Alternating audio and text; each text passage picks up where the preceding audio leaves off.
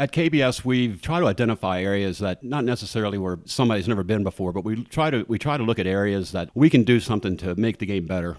And one of the areas that we've identified that is lacking is in wedge shafts. So over the past 2 or 3 years, we've developed some wedge shafts, specific wedge shafts, that are designed to do specific things. There are shots that are required with wedges that are never required with the rest of the clubs. You never are going to take a 2-iron and hit it 50%. With wedges, it's all over the place.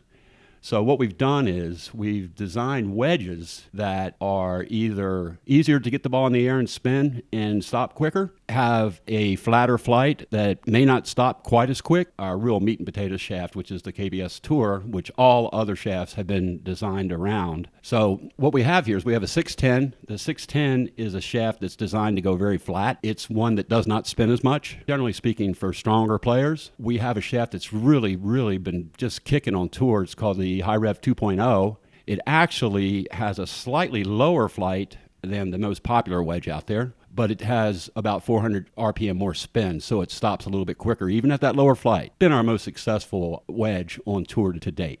I think one of the things that you need to understand about the KBS line is it's designed for fitting. The original shaft was the KBS Tour. It's the one that's going to fit the most players. And then we use that as a base off of everything else that we've designed. But the entire line is designed around fitting. And the reason why we've come out with the wedges is simply for that. 610 is a wedge shaft that is a flatter ball flight, doesn't spin quite as much. It's for the player that has a tendency to balloon shots, and it's made specifically for that player. So these shafts are designed for specific type players. They're not just, this thing weighs this much, it's a S.